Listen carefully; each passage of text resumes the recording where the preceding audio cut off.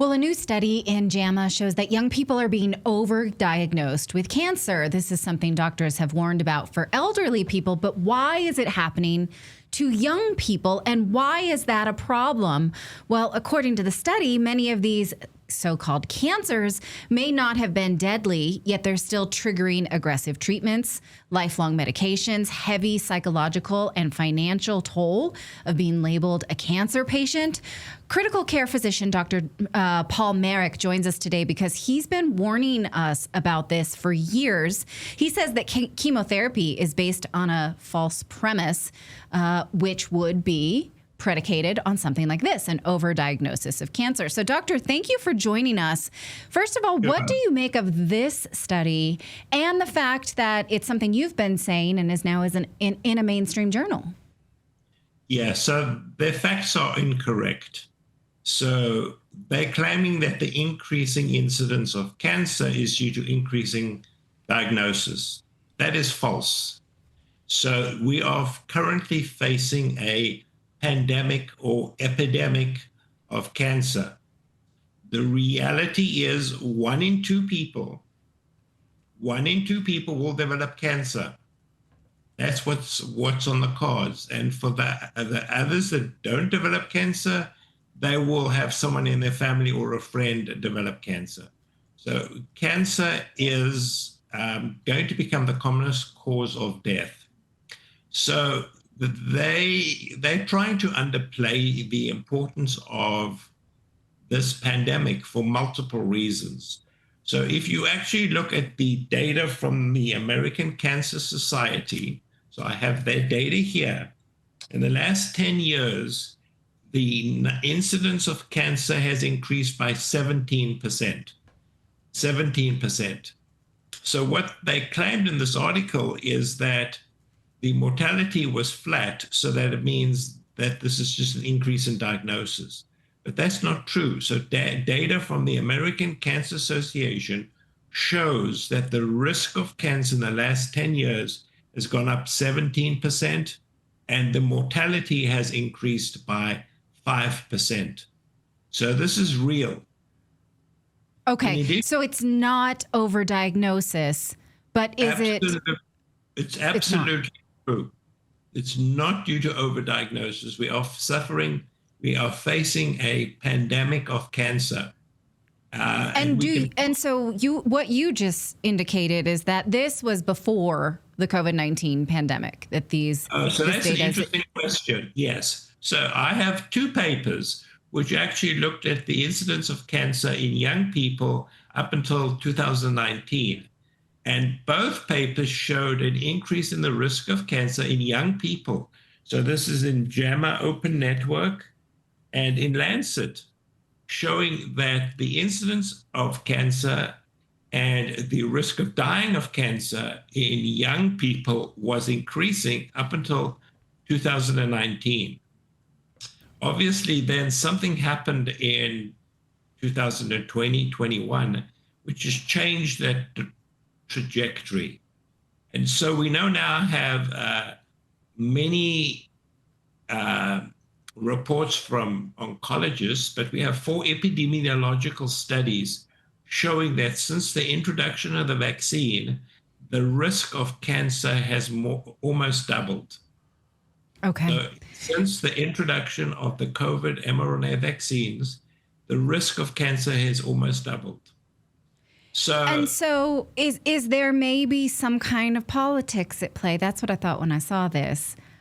Is there a reason that they might want to downplay increase of cancer in young people by saying, actually, it's just overdiagnosed? Yeah, they don't want to scare people. They don't want to look for other causes of cancer. Oncology is big business. Cancer is a multi-billion-dollar industry. And Big Pharma will do whatever they can to preserve the status quo. Although we know that oncological drugs have a minimal impact on preserving or prolonging life expectancy. It's one of the big medical hoaxes because it's based on a premise which is most likely false. the somatic mutation theory on which oncology is based is almost certainly scientifically flawed. So the whole game, much like the COVID game, was to preserve the status quo, not to frighten people away from conventional therapy and to embrace chemotherapy. But we have a really serious cancer problem in the US and across the world. As I said, the rates are increasing at phenomenal rates. It seems like the COVID shots have accelerated that. There was a paper published 3 days ago, a massive study in Korea, a big epidemiological study in looking at millions of people, showing that the risk of cancer 1 year after the vaccine almost doubled. So they don't want you to know this. They don't want you to be scared because obviously it's going to promote vaccine hesitancy, and the medical liability and litigation is enormous. Okay, that's why. So I brought this screenshot of the conflict of interests from the authors. And if you're saying it's a false premise, it would make sense that their conflicts are Medicaid, Medicare, Johnson & Johnson, right? So we can sort of make a connection on who benefits from this downplaying of the epidemic of cancer. Absolutely. All of these papers and studies are so profoundly conflicted with big pharma involved and the agencies.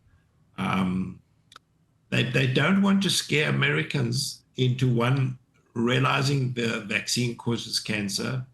They don't want to scare Americans into the fact that the risk of cancer in young people is going up. And they don't want to scare Americans into the idea that traditional oncology is probably ineffective for most tumors, most cancers. So this is an agenda of big pharma industry, the medical complex, to maintain the status quo.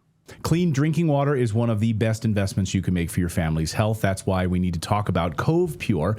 Now, we've been using it for the last couple of weeks in our house. We have it sitting right in our kitchen, and the kids love it because you can get cold water just by pressing the button. You can get room temperature water by pressing the button, or you can get hot water if you want to make a hot tea really fast. It's all available right there. But that's just the temperature part of it, because when people take their medicines, their medications, their bodies don't absorb all of the medicines, but much of that stuff gets flushed down the toilet. Water treatment plants are horrible at filtering out those leftover pharmaceuticals. So things like antibiotics, antidepressants, even hormone disruptors are in a lot of your tap water, even stuff from birth control pills. No wonder our society is so messed up. Luckily, Cove Pure is lab certified to remove up to 99.9% of impurities. That includes fluoride, PFAs, agricultural runoff, and of course, all those pharmaceutical drugs. This thing they've got the reverse osmosis system built right into it. A lot of people, reverse osmosis systems for your house cost thousands of dollars, not Cove Pure. So go check them out today. You wouldn't, take a stranger's drug prescription, would you? Why accept their leftovers in your water? Protect yourself by going to covepure.com/redacted. Right now, for a limited time, you'll get $200 off your Cove Pure. That's covepure.com/redacted. Maybe we can look at the more positive side of your research, is that you say cancer prevention is a lot more effective than cancer treatment. And so that's where most people, because this is terrifying data, that's where most people need to put their efforts right now. So can you explain that? Yeah, absolutely. So maybe 40% of cancers, we don't know exactly, are preventable just by mainly lifestyle changes. And so you don't make money by selling lifestyle changes. And so that's why it's somewhat unappealing to mainstream medicine. Probably the most important is obesity and insulin resistance driving cancer. And so that is a major problem. Metabolic dysfunction and metabolic unhealth drives cancer. There's no question of doubt. It also drives diabetes and Alzheimer's disease, as well as a host of other diseases. So the most important first intervention is metabolic control and treatment of insulin resistance. The second Okay. is vitamin D deficiency. Almost all patients who develop cancer are vitamin D deficient. The data is absolutely clear on this. And so there's really good data that supplementing with vitamin D, which costs pennies. So I have a year's stock of vitamin D in a really good dose, costs me about $12. So there's very little financial incentive for the status quo to promote people to take vitamin D, because you're not going to make money out of vitamin D. Right. Okay. The next thing, obviously, is smoking. People got to stop smoking. Processed foods are highly associated with cancer. And so people got to stop eating processed foods. So now we're talking about, not big pharma, but big food. 80% of Americans are addicted to processed foods and, foods with high carbohydrate index. So you can see it runs very deep. And basically it comes down to lifestyle changes, which are really fundamental in general overall health. But you can't make money by advising patients or promoting, a healthy lifestyle. Sure. So if you were talking to a young person and they were just in this sort of seek mode for cancer, what would you tell people, given that you're saying overdiagnosis is actually not a problem? What do you think? What do you make of that? Like, do you need to be screened for all types of cancers at all times? So I think people need to recognize that cancer is a big risk, that they need to adopt lifestyle changes to reduce their risk. There are also nutraceuticals, and we've come up with a protocol, called the Roots protocol, and it's supported by published scientific data, that just taking a few supplements, and the one which was published in PLOS was a combination of vitamin D, omega-3, and exercise. So those three interventions reduced the risk of cancer by 60%. So Amazing. what people should be doing is, we have a terrible diet. American diet is toxic, and we need to, rethink about how we eat. And then the possibility of taking 2 or 3 supplements, which has good scientific evidence to reduce the risk of cancer. And then those who are at a higher risk, so those who have a family history of cancer, maybe have a genetic defect, have a previous cancer, should really go on a more aggressive protocol of nutraceuticals and repurposed drugs to reduce the risk of cancer. So this is something people should really take seriously, because the incidence is increasing and more people are dying of cancer. And obviously it's an awful diagnosis. So you want to do whatever you can to reduce your risk of getting cancer. Fantastic. Thank you so much.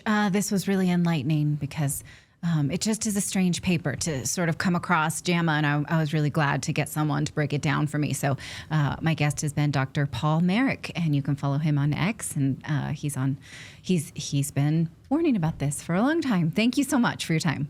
Sure. And just the bottom line is you can't trust what the major medical journals publish. We've learned that they are controlled. The major medical journals are controlled by big pharma and industry, and you really can't trust what they publish. So one has to be very skeptical. I get their emails, just daily, and it's always full of all kinds of crap, like people are doing terrible on Ozempic. How do we help them? That kind of stuff. Like, they know nobody can tolerate it, but how do we keep prescribtive it? How do we prescribe the COVID vaccine, even though it's not indicated?